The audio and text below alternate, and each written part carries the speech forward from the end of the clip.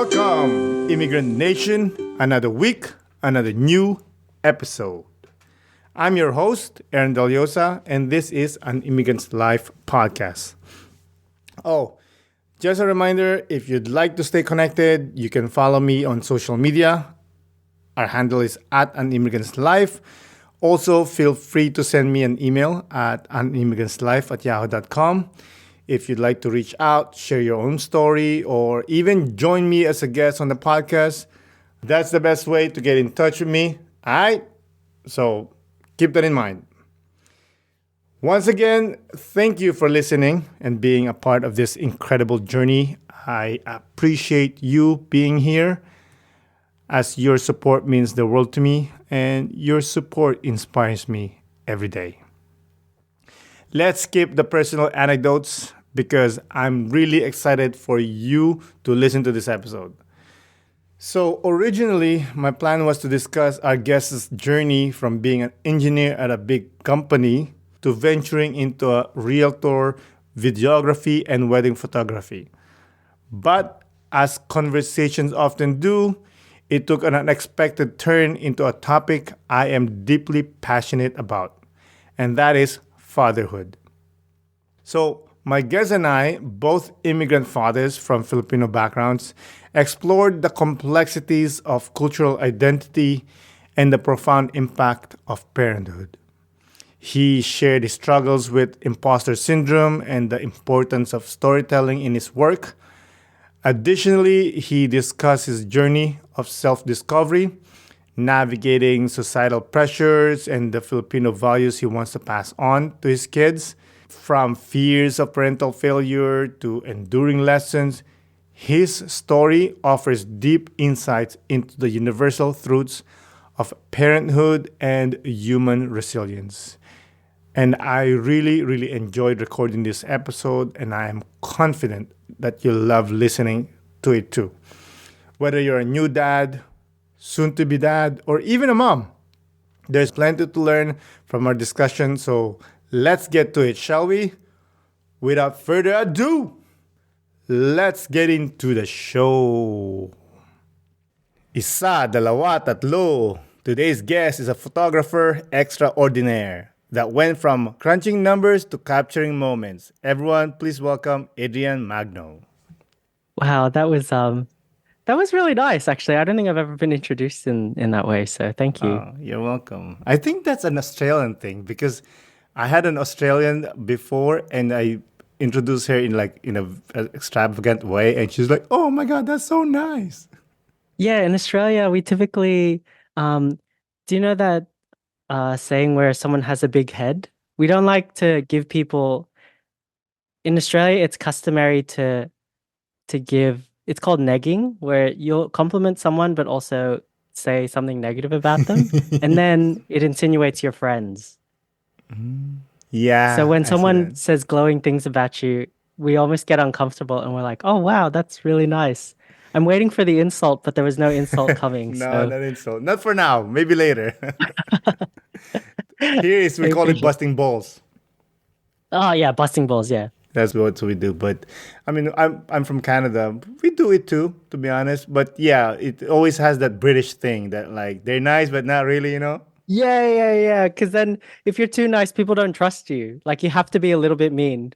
In real life, are you like that too? Oh yeah, 100%. My yeah. Like you said I shoot weddings, which I obviously do. Um, Sometimes brides have a hard time. Well, actually, no. The best version of this is my wife, right? So because I'm a bit sarcastic, and I was like, "Yeah, totally. I'd love to wash the dishes, etc." And she's like, "Is he being sarcastic?" So when she, really glams up and she's got makeup on, I'm like, "Oh my gosh, you look amazing!" And she's like, "You're so mean. Why are you teasing me?" And I was like, "No, I'm being serious." So yes, I am 100% like that in real life. Um, yeah. That's amazing. You ruined her, man. Oh my goodness. That's amazing. But before we get into more details and things about you, why don't you promote anything? Your Instagram or your website, whatever you want to say. Well, I don't really have anything to promote because for me, how do I explain this? I I was always supposed to be like an engineer, and so I've always felt weird about promoting the photo and video side of it all because that was always supposed to be a side hustle. Um, Anyway, all right, I'll just say it. So I have a real estate videography and photography business called Sukasa Films, where we get to do a bit more commercial stuff here in Australia. But also the main brunt of my business is in weddings, so captured frames. Uh, yeah, we're a wedding photographer and videographer. Why are you ashamed of promoting it? Because there are days where I don't know if it's like a imposter syndrome, but sometimes I don't know. I always feel like even though I give my best, sometimes I feel weird about letting people down, if that makes sense. So I always try to let the product speak for itself. Most of my business has been through word of mouth and through the people that I know. And the reason that I feel weird and icky about promoting myself is, um, I don't know, backlash. If someone's like, yeah, yeah, we had a bad experience with these people, but yeah, it's a weird juxtaposition, which is yeah, if you've seen my videos, I mean, for me, I've always wanted to write, and lately I've been posting more of the things that I write, and I try not to advertise it too much, but um, I almost hide my face. I don't do like the whole piece to camera thing, which is very Instagrammy, where they talk into the camera, just because that's never how I've wanted to tell stories with like my face if that makes sense. Like I like telling other people's stories or even telling my stories where I'm narrating but not being in it. Yeah, I 100% agree with that because you just want the people to focus on the story, not your face. You don't want them to fall in Yeah. love with your face, even though you're a good-looking son of a gun. You Oh, just, thanks, man. I thank you. That's nice. but you just want to focus on the story rather than, them looking at your face. However, like you said, Instagrammy is people follow you more if they see your face. Yeah. But do you still suffer from questioning yourself in like, should I put my face so I can get more followers, or I just want to stick with what I'm trying to do? Oh, that's a good question. I mean, I did put my face in one of the videos and it flopped, so I don't know if people were like, "Oh God, face reveal. We don't like this." But um the thing that I keep telling myself is there's a way that you want to tell stories, and if I could, this is going to be a moderately long story, but if you'll indulge me, I'm Of happy to course. tell it. So when I knew that I was going to make my side hustle my main source of income, the writing was always a thing that I wanted to do, and at first I wanted to be a novelist, where like I would write a novel, but I was like, I'm spending the stories I tell have never been novels, and the stories I watch and stories I listen to have never been novels. So why am I trying to force myself to be a novelist? And then I was like, once Reels came around and I could tell stories that way, I was like, I really want to do this. I really want it to be where I tell stories. And so for me, when you ask me, do I want to do more, like the Instagram spec standard where they're like, do you want to, it's like this business owner. Oh, I changed my entire business model off this one rule. And then it's just like this like really drawing in thing. So, I mean, there are storytelling features that I do try to take from really good Instagram storytellers. But I think for me, um, yeah, I don't want me to be the main character. I want to be a character in the story, but um, for me, because my wife used to always be like, "It's sad that you don't send me the videos beforehand anymore." Whereas before I'd be like, "What do you think?" And then there was one day I just posted a video and she's like, "Wow, I'm just watching the video with everyone else now." And I was like, "I think it started as a thing for you, but for now it's like a thing for me. Like it's not, I don't make these videos for you anymore. Or I make this for me so that when I watch it back, it's like, yeah, I did think that in the first year of having being a dad. Like in the first year of being a dad, it's almost like I get to journal for myself. And if I journal for myself and I talk to the camera, it's not really for me anymore. Yeah, you're selling something. Yeah. Yeah. Yeah. Or I'm trying to promote. So at the end of the day, these videos are for me to be like, this is what you were thinking when you were being a dad for the first time, or If that makes sense. I don't know That, if any. yeah, that all makes sense. Okay, if you're saying like this is for me, I'm just recording myself, my thoughts and my ideas during that time. So why post it then? That's a great question. That's a great question. And I think about this all the time. I had a friend who asked me the same thing, and he's like, if this is for you, right? So I'm currently training for a marathon and I am running super slow because they always tell you to run super slow. I know I can run so much faster than this, and I never post my times because I'm embarrassed at how slow I'm running. Um, so it's literally like, because you just said, why do you post it then if these stories are just for you? And for running, it's like I could post it, but that actually is just for me because I'm embarrassed. I think there are two reasons that I post it. One is because the minute I say something out loud, do you know when your parents are like, "Oh, Anak, you have to work hard, you have to study, etc., etc." But if you don't see them do it, then they're never accountable for the things they say, right? Mm-hmm. So sometimes I'll voice record things that I really like, and then I'll listen to it and I'll be like, but does this last forever? Like this thing that I just thought up, this thing that I just said, do I believe this forever in perpetuity forever? And if I don't, then I don't make a video for it. But if I'm fully like, I believe this is a part of my persona and I put it out there, then everyone gets to hold me to that standard. So when I say things like, I let my child go through heartbreak because that's the only way they're going to learn. Like I can't tell them to avoid heartbreak and then they won't grow up. Like they won't have that life experience as part of their identity. But when I say it out loud, then it's like I know I've said this out loud and I have to be accountable for these words. And that's why I post it because then everyone's like, "Hey, didn't you say this like a year ago?" Yeah, I see what you're saying. Like you're making people know so they could say like, "Yo, you lied to me, bro. You said this Yeah, before." You know. exactly. I understand. Yeah, I don't care about people. I just Yeah, talk. I tell people that my favorite videos are the ones that flop because then it's for me. It really is for me. Mm, Like I've had a few go viral on the other things I advertise, like on the wedding side um and and whatnot. I've made a few, yeah, viral videos, but my favorite ones are I've put so much love and care into them and nobody likes them because I was like, then it's mine. It gets to stay mine.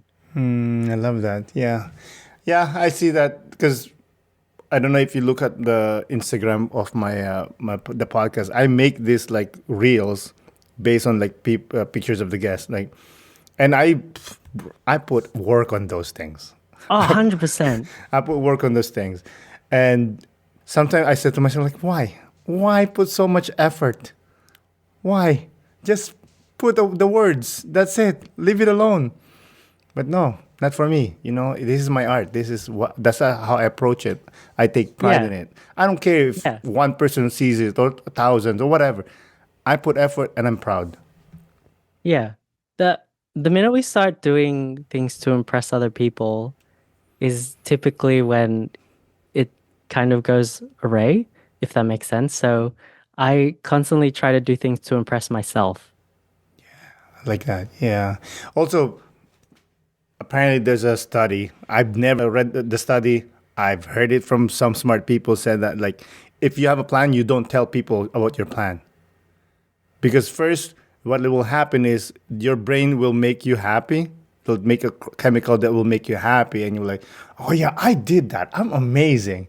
And then Yeah. the person you're telling most likely will say something, not negative, but most like they'll say like, "Oh, you're gonna do that? Like you're gonna run marathon? Why? Your knee's gonna hurt." Oh, okay. So I'm like, I usually don't tell people my plans. I just like I do it, and that's it. See, I feel like I'm having the opposite effect. Like there was this novel that I really wanted to write about the effects of social media. The inspiration was literally I've been to so many weddings, right? And there have been so many instances where the bride can't see the crowd. Do you know when she walks down the aisle? All she sees are a sea of phones.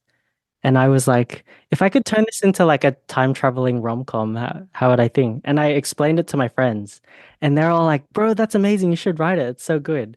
And because I get so much of this like approval and everyone's encouraging me and they say it's good, I already almost get the dopamine hit that I was looking for, and I never have the inspiration to actually write it.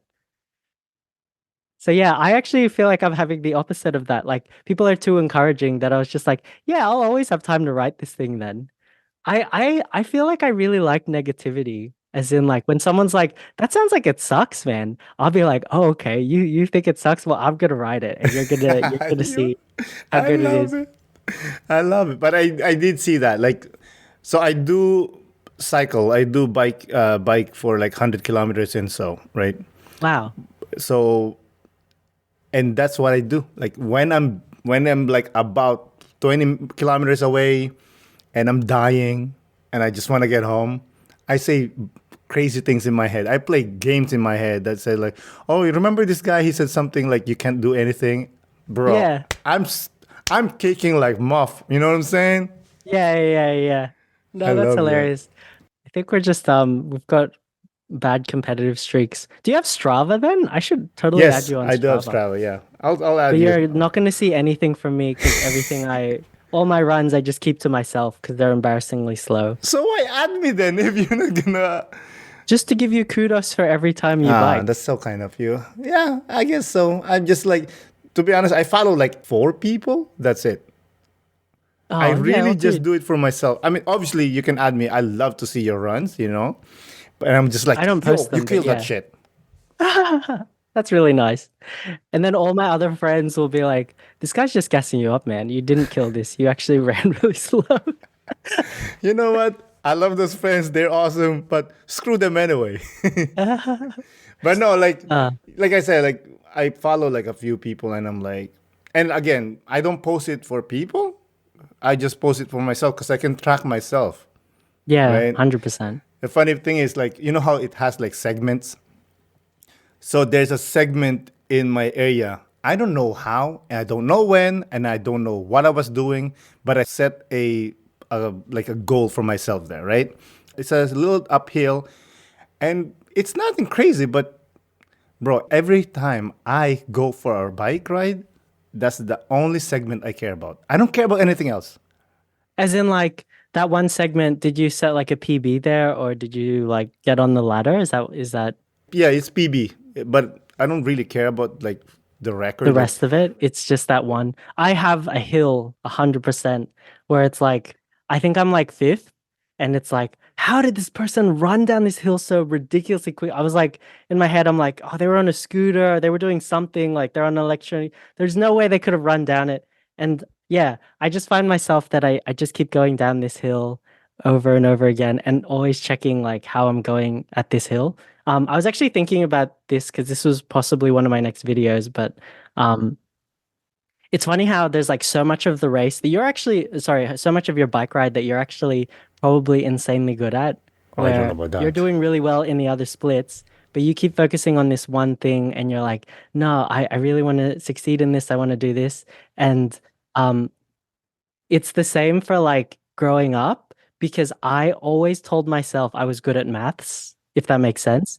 Had all those other subjects where it was like English and science and all that other stuff. But for me, I was always like, oh, like I love maths. And it's like, how do I get better at maths?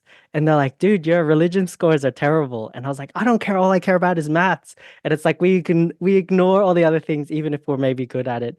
And so yeah, I just thought it was interesting because I'm sure if it's like an uphill, right? And then the day that you succeed and you get a PB or you get on the ladder, a part of you is going to tell yourself, no, I'm really good at uphill, right? And so you keep looking for uphill parts of the race. Anyway, it's kind of like this, a lot of our identity is what we tell ourselves.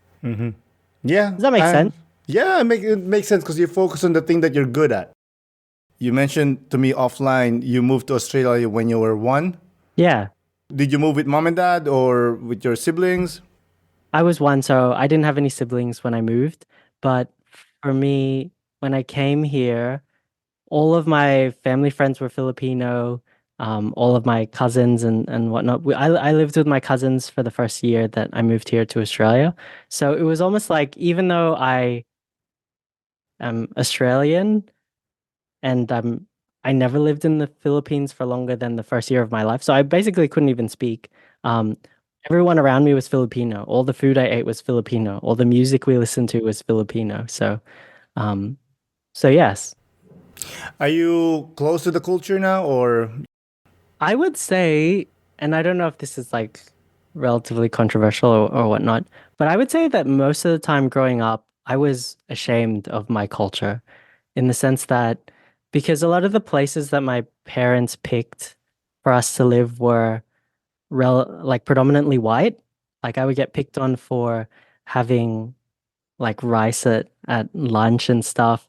And my all my white friends were like, "What is that?" Even though I had like Lebanese friends, I'm sure Canada's the same, where it's like it's a melting pot. Like there's no whenever you walk around the shops, I mean, there's probably more white people than not, but like it's like 60%. Like everywhere you look is so many different races, right? Um, but yeah, I don't know. I was just teased for being Asian. And then in the terms of like Asian, everyone knows like Chinese and Japanese. Filipinos like so we're making a name for ourselves, right? But our cuisine isn't like sought after. Like we're always underdogs, if that makes sense.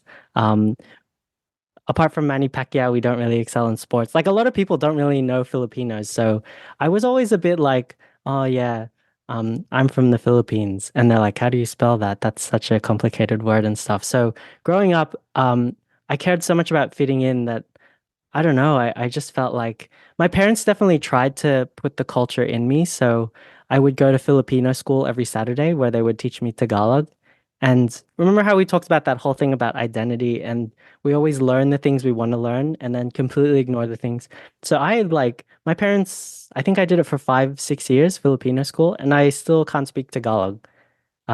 Like my kids can speak more Tagalog than I can, because we take them to the Philippines and then we just leave them with their cousins. And when they can't communicate, they're like, far out, I need to learn how to speak this language. So they're like, Mom, how do you say this? Or it's like, Mom, how do you say this? So am I close to the culture? Like I went to the Philippines and really wanted to buy a barong. And I was like, maybe I'll wear this every time I shoot a wedding and whatnot. Um, I don't know if it's like now it's like a trendy thing to be part of the culture, but I run a wedding photography and videography business. Most of our like our editors, our studio managers are all from the Philippines. Um, most of our shooters here in Australia are like of Filipino heritage. So, um, yeah, I would say yes. Like I am very drawn to the culture. Um, but I feel like I'm in this weird like first generation, I don't belong to any country kind of thing, if that makes sense. yeah, you're in the middle? Yeah, I am in the middle. What about you, Yeah. actually, out of curiosity? I was born in the Philippines. I was 20 when I moved to Canada, and now I'm 41. 41. So I'm literally half Filipino, half Yeah, Canadian. you're literally half. Are you like a dual citizen? No, I'm not gonna dual citizen. That's stupid. Dual citizen. Like, why would you want to What? be a? What do you gotta do in the Philippines? You can go anytime you want You can anyway. you can you can buy land in the Philippines if My you become a boy, dual. you know you can buy anyway. You can find ways. Get out of here. We have lands in Uh, the Philippines. See, this is me. This is why I was like, maybe I am like becoming more Filipino because I was like, every time we drive past the Filipino consulate here in Australia, I'm always like, should I become a dual citizen today? No, you don't Um, need to. Yan. You don't need to do that. You're Filipino. Don't worry. Go home. You're Filipino. Don't worry about it. I would say, when was the last time you went to the Philippines? 2019. Do you speak Tagalog though, right? Yes, I'm very fluent. I was 20 when I moved here. Yeah, you were very fluent. When I Yeah. go and they see that I'm Filipino and I can't speak Tagalog, the way they speak to me changes immediately. Because you're like, don't worry, you're Filipino. Just go to the Philippines, you're Filipino. I disagree because when they're like, they instantly look at me like I'm a traitor. I don't know how to explain it. Is there like a No, TV show where it's like somebody has like, I mean, because Dune just came out. Have you watched Dune too? not yet. Oh man, what's that? What's a show that you like? I don't know. Succession, Game of Thrones. Oh, geez. Game of Thrones? Okay, so do you know how like the geez, this is probably not my finest moment. I because I like to speak in analogies, but Yes, of course. do you know how it was like Who took over the Snows? Do you know how the Snows Yeah, lost the their Boltons. Yeah. So when the Boltons were in and everyone like low-key hated the Boltons, Hmm. that's how I feel when I go to the Philippines. I was like, I didn't do any of this. But when I go there, they like start speaking Tagalog, and I was like, oh, uh, I don't speak Tagalog. And then they're instantly like, oh, you're one of those guys. Like, you're one of those. You're not even gonna learn the language or like or anything. So, um, it's nice that you say I'm Filipino, but sometimes when I'm in the Philippines, that's when I feel the least Filipino. Let me tell you, my boy, I grew up there. I left when I was a man. I came back home and I was like, oh, I'm not Filipino, man. They're looking at me different. Yeah, they look at you so differently. Yeah. Yeah, because you're not, for them, they're like, oh, you're not Filipino because you're Canadian or Australian or whatever, what have you. But in the end, they will welcome you anyway, Oh, right? 100%. They don't Hospitality care. wise, they're always like, you're not like me, but I'm always gonna treat you like family. Exactly. They don't care. I understand what you're saying. Like the way they speak to you changes completely. Not, forget about the language, but as long you makes them feel that like, no, dude, I got you. I understand the culture in a way. Maybe not 100%, but I understand you, and they will be fine. They don't care. Like my kids are half white. I brought them to the Philippines. They don't speak Tagalog. And dude, like the whole time we were there, they were in the slums. They're just chilling there.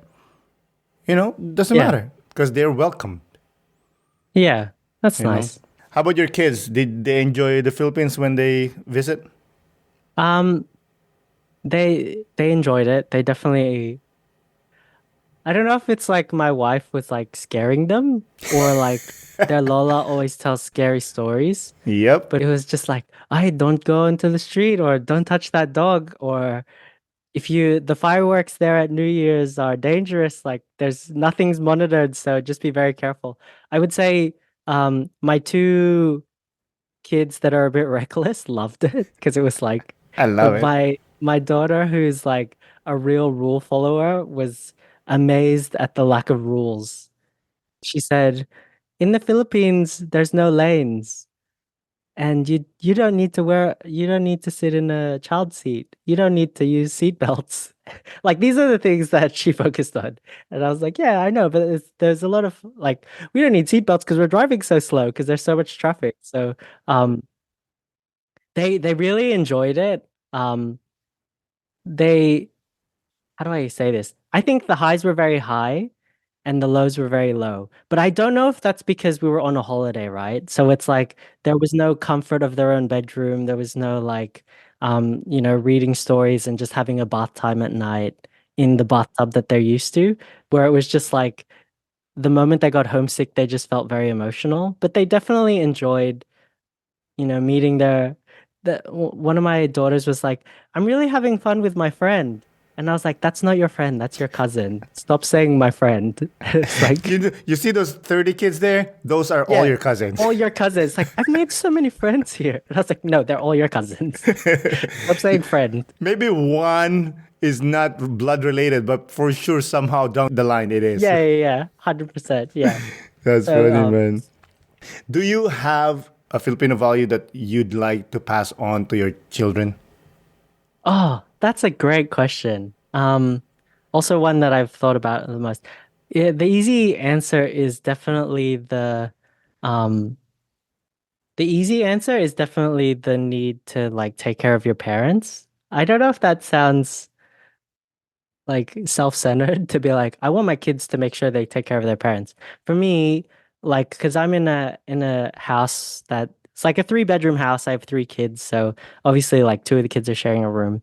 And I know down the track, I definitely want like a five-bedroom house where on the bottom floor there's a room for my parents.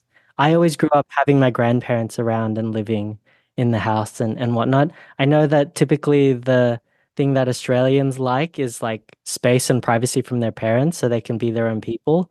And for me, that's never been what it's about. Like I've always wanted my parents and also my wife's parents to yeah, feel like they have a space here. So for me, it's definitely the wanting I saw now I'm gonna introduce a study that I saw.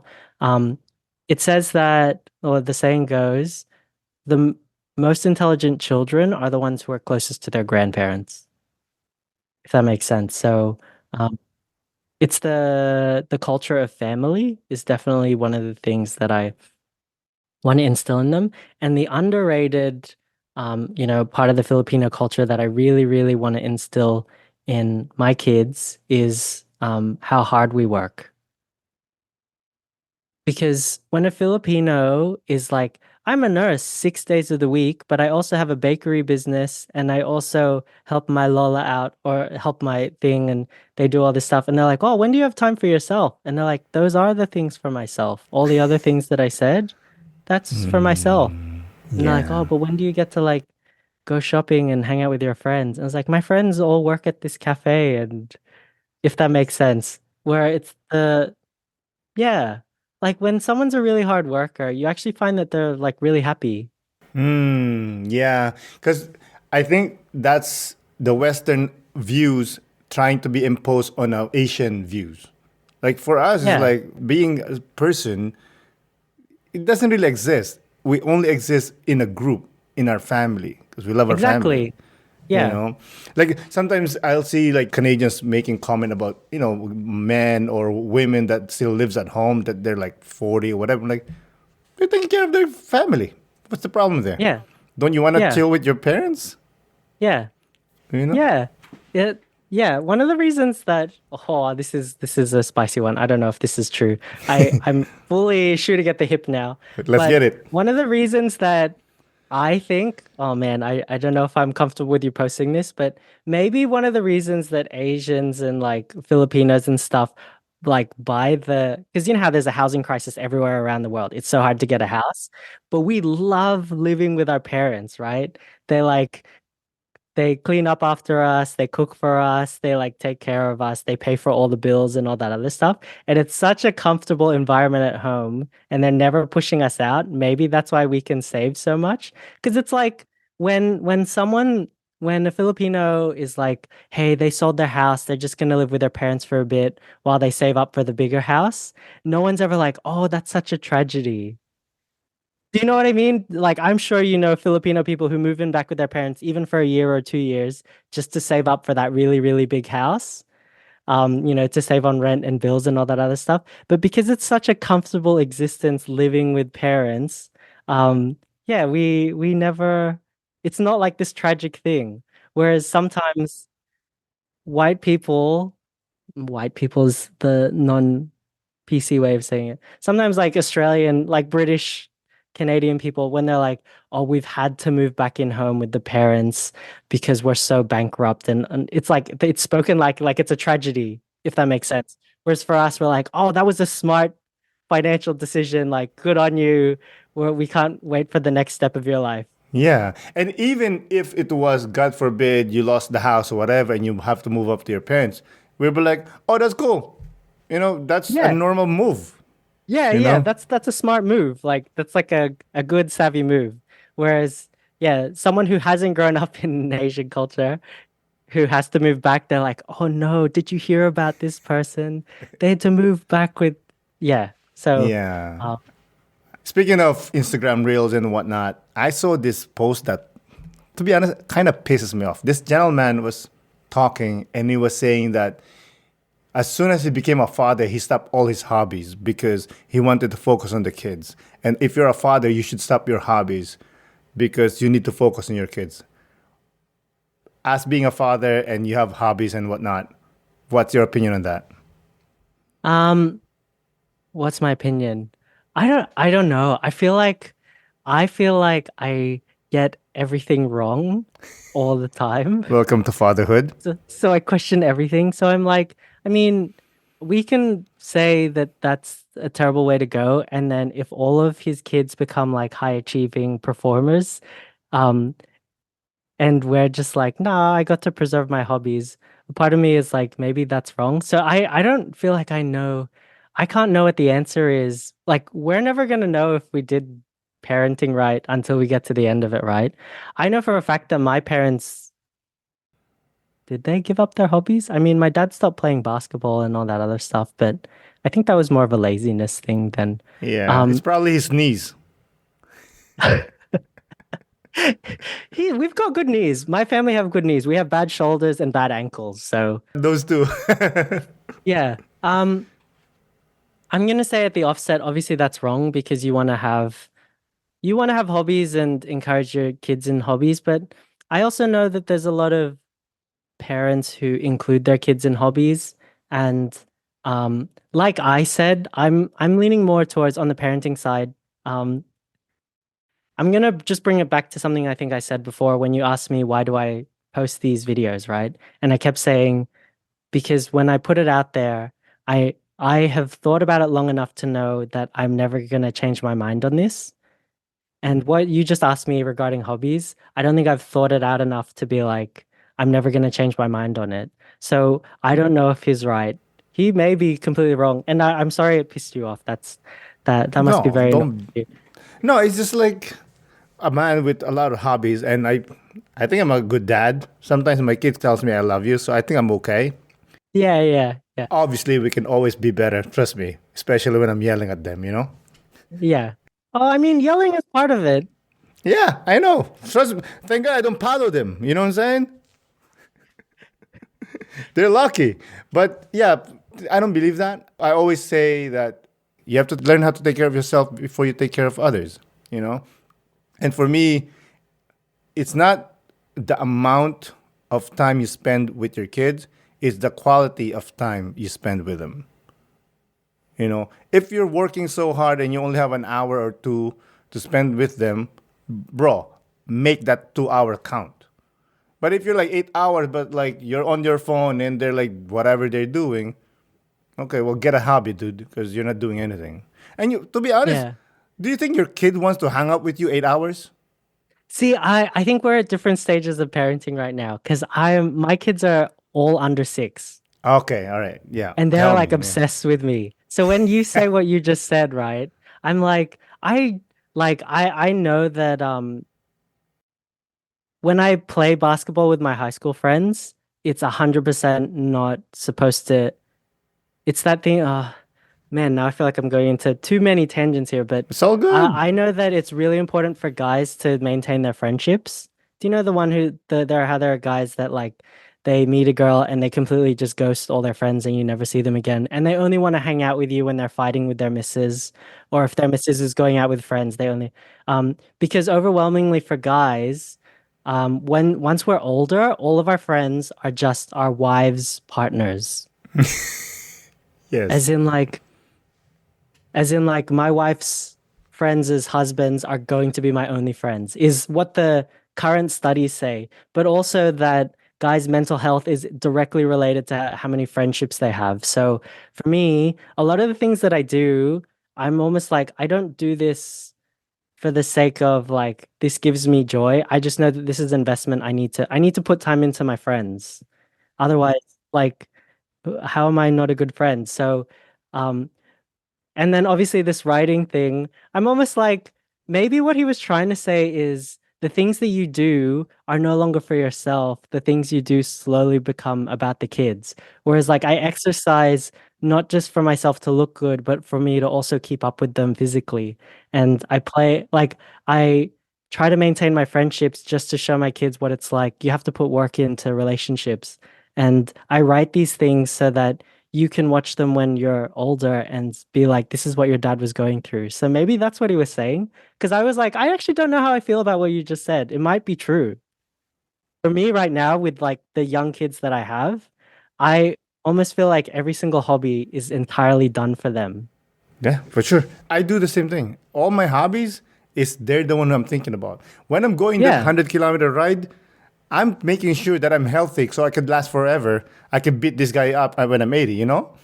When I'm doing my art, it's good for my mental health. When I'm doing my podcast, when I got invited to come on the radio because of the podcast, I made sure they come with me. I made sure they're in the studio. I made Oh, sure that's like, nice. I made sure like, yo, if you do something cool for yourself, most of the time good things happens. Yeah. I don't like the idea that you have to focus on them all the time. Dude, I love my dad and my mom. I'm not gonna hang with them for 8 hours. I'm sorry, you know. But I understand you them being young and daddy, daddy, daddy, which is cool, obviously. But really, come on, Yeah. dude. Be honest. 8 hours with your kids, you gotta call time out. No, I like it. I really like it. Like I don't know if I just make it fun, but we like obviously I have to work. Which is rich coming from the guy who just took like 3 hours out of a work day to be on a podcast. Oh, I appreciate obviously that. have to work, so we send them to daycare, but we have this rule here in our house where we always try to have an adventure day once a week. Oh, So because I do work on Saturdays and my wife has to take them for the entire day, on that Monday when I have them, it's like we'll catch a train, we'll go to the city. For city, it's like downtown equivalent in yeah. I think, do you guys say downtown in Canada? Is that, yeah. yeah, so we'll go downtown and we'll do something like we'll go to an art museum or we'll do something. That's I awesome. really enjoy like spending time with them because I can, yeah, like my daughter absolutely loves Pokemon at the moment. So we'll even just go to the city and we'll look at the different shops that have rare Pokemon cards and like watching their brain ignite is amazing. That's the best Again, part. very different stages of parenting because Yeah. I think it's almost like I'm in this honeymoon phase where I was like, man, the kids are, but I'm sure your kids are No. like, go away, dad, I want to be on my phone and all that other Actually, stuff. no. No. I love I like every weekend we go for hikes or walks. I That's really always make sure, beautiful. I always make sure, yo, get up, let's go for a walk, let's go for a hike, let's go do this or bike ride or whatever. Because it opens them up, it makes them talk more. Like, oh, dad, this guy from school, blah, blah, blah, or whatever they're going through. It just, you don't even have to ask, it just comes out. Do they like hiking out of curiosity, or They love is it hiking. like they love Well, hiking? they hate going, but they love Yeah, doing it. it sounds like gym. Yeah. Yeah, so let's say we're going hiking, right? Like, yo, let's go hiking. And they were like, oh my God, why are you guys doing this? Because I know for a fact you guys love hiking. Because every time we go, you guys are happy. Every time we come home, you guys are happy. What are you busting my balls for? You know? And if they're really in like a mood of like not going, you know what I do? This is the best. I go, I'm 41 years old. In a few years, I'm 80. It's either I'm dead or I won't be able to walk anymore. Wow, you're already Filipino parent guilting them. Of course, dude. Are you crazy? And then I'll go. And then someday you'll go, oh, I wish I walked more with my dad. Or I wish I went on that day and did blah, blah, blah. And they're like, Dad, don't say that. I'm just saying, bro. And they'll get, I wonder if that's gonna work on my 2-year-old. Where they're like, I don't want to eat my vegetables. And I was like, you know that there's only so many meals that I'm gonna be alive for where you get to eat. So do you really want to have this as the memory where you don't eat your vegetables and dad's disappointed in you? Because one day dad's gonna be gone. I don't know it's going to work, bro. I You have don't think girls, I don't right? think I'm old enough to pull that move yet. Sorry, I don't think my kids are old enough to pull that move. We're very similar ages. I don't know why I Yeah. was thinking. You have girls? All girls. All There three of you them are go. girls. So now we're talking about different animals over here. You got girls, and I got boys, right? You only have boys. I only make boys. I believe in karma I also believe in karma. Wait, why do you think that you got all boys and you believe that's a karma thing? because I'm a good guy. Because I did things when I was young. Okay, cool. I don't want to pay you up. My mom was like, I was terrible to all the boys who liked me, and so they gave me the most sensitive boy there is. That's cute. And it was like payback for all the boys' hearts. Because every time a girl dumped me and I was crying and I was in my room, she's like, I did this to so many boys, and now I have to watch my son go through it. And then for me, when like obviously, yeah, I don't know. I felt like I was okay to women. Like I met my wife when I was 21 and I've done nothing but be a good partner to her. But when I was a teenager, I was pretty like not kind to girls. And so I also believe it's karma. And now I have 3 daughters. Yeah. Hey, listen, man. I wanted a girl too, trust me. But God said, no, you're going to get boys. That's it. Speaking of that, what do you fear the most for your children? I've thought about this deeply. The thing I fear the most. which is somewhat self-centered, is that they grow up not knowing me. So I realized relatively early on that a lot of my friends have daddy issues. Um, so a lot of like the people I work with, a lot of my friends, um, and I don't know if it was like a generational thing where it was typical, especially for Filipinos, to send their kids overseas and they would stay back in the Philippines so that they could work. And it's almost like they had to grow up without us. And also because men are typically not that healthy, we die earlier. So I've got lots of friends who I know that sounds like a joke, but friends who have like had their dad pass away at 30 or 40, and then they kind of had to grow up without them. And so another one of the reasons that I make those videos that I make is kind of like if I do pass, like I mean I can't control what happens to me. Um, because as much as like I work out, like I could also just get hit by a bus or something or Yeah, or have you some fall down disease. the hill that you're trying to run down. I don't run that fast. But yeah, um I don't know. I want them because I've just seen how it kind of messes people up when they don't know their dads. It's pretty rare for someone to not grow up without a mom. But when they don't know their dads, then they develop all these complexes and they don't know who they are, if that makes sense. So, um, yeah, I just want them to, my biggest fear is for them to grow up not knowing who their dad is because they're Yeah. still quite young. So, I understand that. I remember I was watching this show, and it is saying that the child was 7 and the dad passed, and he doesn't even remember his dad. And at that time, my kid was 7. I was like, I don't want that. I don't yeah, want that at all, you know? So, yeah, again, like you said, God forbid things could happen, but things that we can control, I try to control, take care of yourself. I remember when I was turning 40, and I was like, man, I'm turning 40, man, like what's going on, blah, blah, blah. Should I be sad? I'm just grappling with all these emotions. And then it just came to me and said, I'm grateful because I'm 40. I've known so many guys, women too, that gone down before they turn 40. And, my kids are still relatively young and then still have time to chill with them, have fun, and make memories with them. yeah. See, like, how how do I say this? Like usually whenever there's like a family friend that passes away, like there's someone in the barcada or whatever, and they usually have kids, like how often is it the mom that passes away? Has that ever have you seen that? I don't think I've ever seen it. No, usually the dads. It's usually the dads who go first and then the moms are very heartbroken and then Yeah. Eventually they pass too. yeah, yeah. Yeah. You That's know why it usually what is, I right? see. You know why the guys fast first is because the stress from the wives. Oh my gosh. I was waiting No. for this really profound like fact because you've been like spitting like really good like things. And then something misogynist. Yeah, yeah, you just told the best But Tito joke ever. I don't know why. I think it's just like because men tend to like push every emotion down, right? I'm pretty sure it adds to that. What's the toughest part of being a dad? Um, the toughest part, I think. There's this video I saw where it's like the best way to get really fit. It's like, yeah, the number one way to get fit is to hate yourself. So it's kind of like you keep going to the gym and you keep showing up because you hate how you look. Obviously, that's like supposed to be satire and all that other stuff.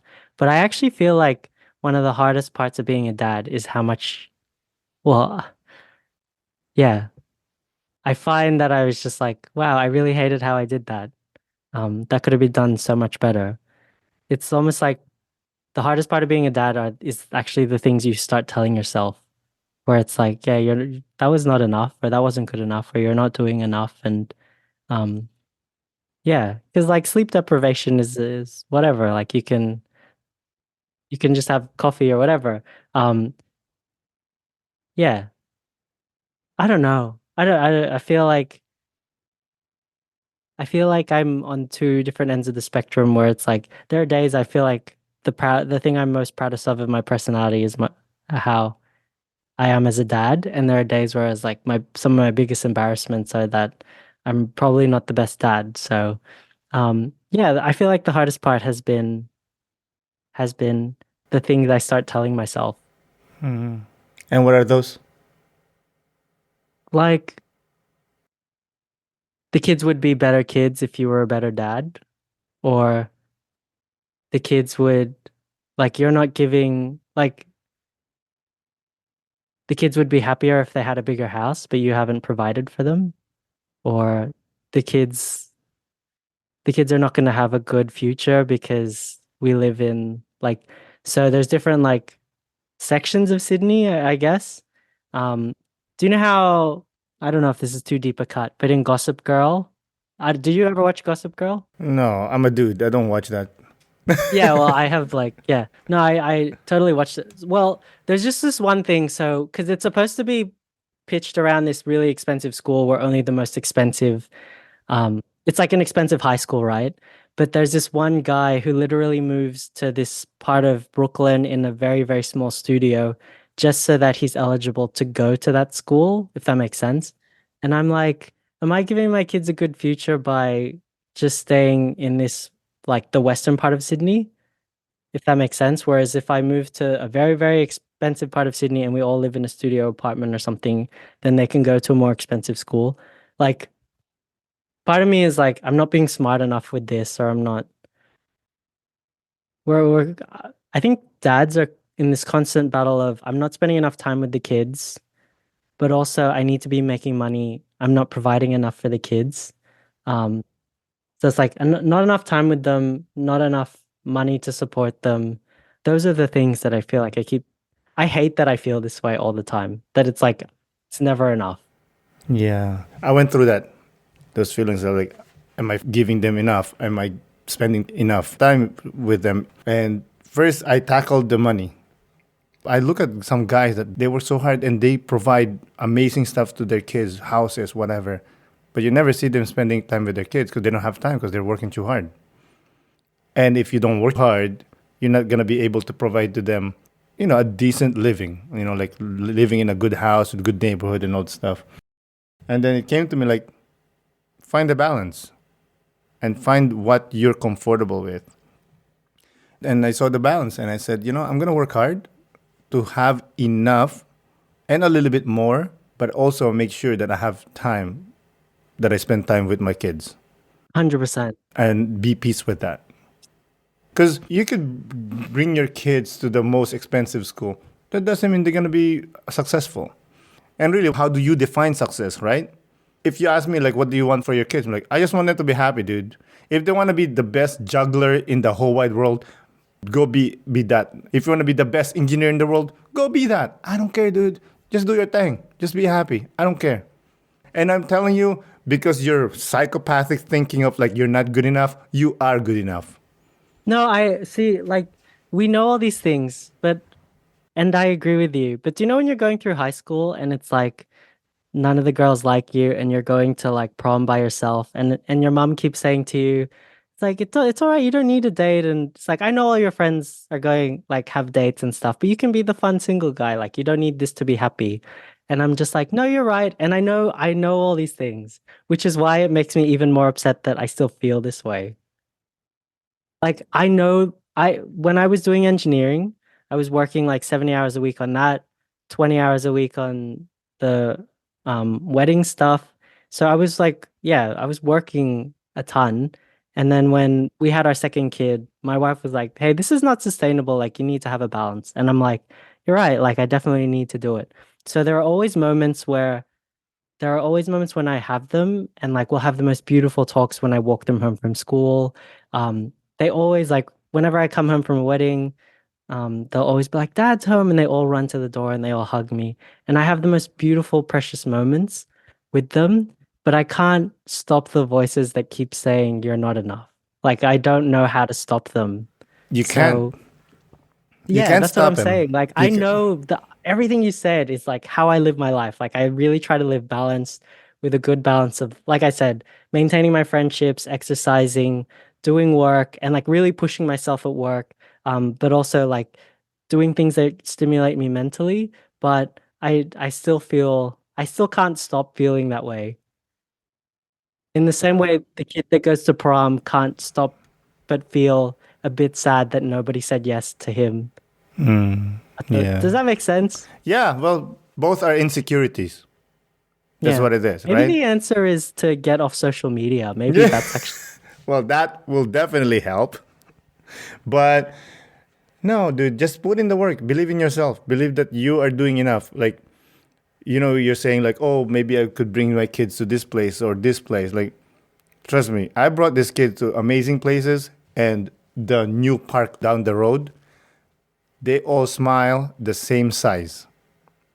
It does not matter where you bring them. What matter is that gonna be there, and is that gonna push me on the swing or go on the ground with me and spend time with me and listen to me and play with me. That's all they care about, to be honest. Trust me, I've seen this kid.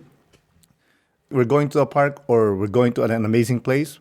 Same smile, and they talk about the same thing. Like, oh, remember dad when we went to the park and like we saw this dog and whatnot. Same thing. It's the memories. That's what you're trying to make, and that's what yeah. counts. Wow. I'm having like a emotional moment here. But yeah, no, that's very cool. I You're doing appreciate good. it. You're doing all right, bro. Trust me, you're doing all right. Thanks, I man. know the goal is not to shut up the voice. The goal is to have the control over the voice, because this voice is always going to be there, and you need that voice. Because if that Yeah. voice shuts up, you will relax, and you don't want to You relax. become a narcissist. Yeah, 100%. You're like, Exactly. I'm not doing anything wrong. Yeah. Exactly. So every day when I work out, I call it shutting up the demon in the basement. Because I know if I put in the work, I know I'm going to believe in self. I'm going to feel good. If I spend time with my kids and I do the right things, well, at least the things that I think right, I know that voice in my head is going to shut up. The demon in the basement is going to shut up. And that's the only thing, like doing the right things, doing the right work, and trying to drown the insecurity. Because the voice is insecurity. Just finding a way to drown that insecurity and muffle the insecurity is that's your work. That's gonna be you. No one's can do that for you. There's no drug that can do that for you. It's you.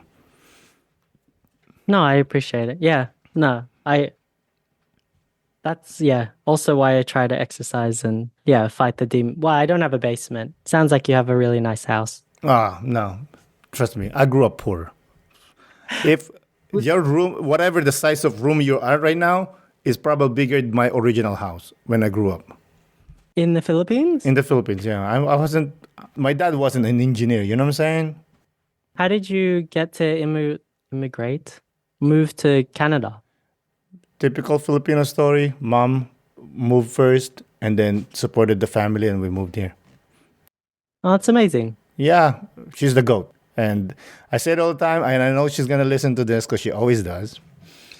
She's the reason why I have this podcast, because she is like my ode to my mom. Oh, that's nice. I guess so. But yeah, she's like, without her, I am nothing, bro. Like, I don't even know. No, I completely get it. When I started writing, I just kept noticing that all I did, every opening of the stories that I would write is like, when I was younger, my parents did this. And I was like, wow, I didn't realize how much of what, like, again, I write for myself and I write so my kids can understand me, but so much of it is rooted in my parents' different strategies for me growing up. I, there was a video actually I made where it was like, most of the weddings I go to, whenever a parent isn't at the wedding, it's usually the dad because they've passed away. And then I was like, that's my biggest fear, like my kids growing up and not knowing me. And then I realized that my dad, every time he picked up an extra shift or he did all this other stuff, my greatest fear of my greatest fear of my kids not knowing me was literally what he embraced every day just so that he could provide for us. And he was like, when I showed him the video, I was like, "Hey, what do you think?" He's like, "I never thought you would understand, but I've never felt so seen as I do now." He's like, my wife, I don't even think your mom has ever understood that. Like she was always like, "Why are you working so hard?" and et cetera, et cetera. And so he was like, that was, yeah, that was very special for him. And so it was just like I don't think we realize. Like I hated. Oh, I again, this is another idea I had for a video. I hated growing up that all my friends got to go like to the snowy mountains in Australia, or like they would go skiing, go on the slopes, they would go to Europe, whereas my parents saved all their money just to go back to a third world country, where it was like there was like too much air conditioning or no air conditioning, where there was crazy traffic and all that other stuff. And I was like, why is this where we go to every 2 years? Why can't we go somewhere like that I can brag about to my friends and all that other stuff. And um for them, they literally had to like leave home. They literally had to give up all of their friends, give up all their family, move to a country where they didn't know anyone, just so we could have like a beautiful life. Which also contributes to that whole thing where it's like, if I was a better man, I would move already. Because you know how I keep talking about a housing crisis and all that other stuff? I was like, I should move to rural Australia because then at least my kids can live near me because there's no way my kids are going to be able to live in Sydney. Like, do you think your boys are going to be able to buy in Canada? I don't know if there's a housing crisis in Canada. Oh, trust me, there is. Yeah. Yeah. Would they be? I don't know. To be honest, buying a house is not a big thing for me. Oh, wow. For me, a house is a house. Who cares? Wherever you live, that's your house. You know, I told you like from I grew up to me purchasing a house in a different country is just like mind-boggling, right? This is my childhood dream, and I living my dream. And I tell them like, if you ever buy a house, awesome. But like wherever you are, that's your home. Make it your home, whatever that is. So I don't know. To answer your question, would they be able to? I don't know. To be honest, I don't think of those things. As long for me, really, I just want them to be healthy and doing the things that they want to do. That's it. I don't think more than that because that's out of my control. No, I hear you. But I guess it was just like our parents thought of that. Like they could have just stayed in the Philippines and they would just be like, well, I mean, the kids can. Yeah. That's why I feel like sometimes I'm like, wow, my parents really sacrificed. You don't fully realize how big the sacrifice is until we're like significantly much older and we're the ones with kids that we're like, I can't believe what they did. That's insane. And it's like, would I do the same if I was in their position? And that's why I keep thinking to myself, do I need to move to a place where it just means more opportunities for them to succeed? Because that's what our parents did for us. That's possibly why I was just like, I feel like I feel like a lot of the time I'm not thinking enough about them in the same way my parents thought about me. Yeah, but But they're not your parents. yeah, I hear you. You know, always say like they had their own cross to carry. You have your own cross to carry. Yeah, Different crosses. I hear you. You know, like I said, trust me. My kids, we were in an apartment. They were happy. I brought in house so we have more space. Guess what? They don't even go outside. They don't even play in the yard. They don't care, dude. As long as you're there, as long mom's there, dad is there, they're spending time. Dude, you can live in a box. You see people in the Philippines, they live in a box. I'm not saying they're Yeah. happy, but Sometimes they're happy. yeah, in a sense, yes. But what else do you need? A boat is a boat. A car is a car. Nothing changes. Bring you point A to Yeah. point B.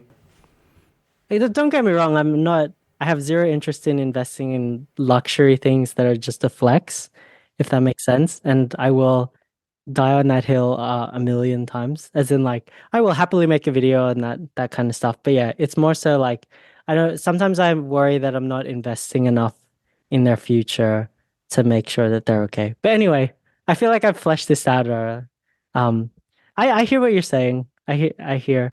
It's all good. You're gonna be okay. You're gonna be Thanks, okay. thanks. Those girls I know 100% loves you. Anyways, I think we're getting too long. I just want to say thank you for coming on the podcast, my man. I really, Oh, really do dude, I didn't appreciate know it. we were done. That's yeah. No, this wasn't too long. That was really nice. Thank you so Yeah. much. Thank you. I really appreciate it. Before we close out, do you have any last remarks or you want to promote anything? Say whatever you want. It's your time. Well, I guess could you keep telling me to have more self-confidence, I suppose. If you follow me on Instagram, so ADR Magyo, ADR Magyo. That's where I write most of the stuff I think about in terms of like not belonging to a country, being a dad, and even just being a videographer, I suppose, or a photographer, or capturing people and telling stories. Captured frames is the wedding business side of what we do, where we really do try to with wedding videos, not just make it this flex thing where you show off all the wealth that you're displaying on the day, but actually tell the stories and not just the emotional stories, but also the fun parts of the day. Because people forget that weddings are actually emotional. And the last one is Sukasa Films, where we do more commercial work and real estate work. I found that the most important parts, well, like the most emotional parts of people's life are typically when you get married, when you buy or move houses, because it's kind of like saying goodbye to a chapter of your life. Like the different houses are different chapters of your life. Um, and so, yeah, I also wanted to kind of really capture that moment when someone moves as well. And then the last one is obviously when someone passes away, which is technically what we're also starting to move into. But those are places to go. I don't have any products that I'm necessarily selling, but yeah, if you give me a follow and if you were happy with the way I spoke or the things that I believe in or the way I think, then that's definitely somewhere you can go. But for me, yeah, yeah.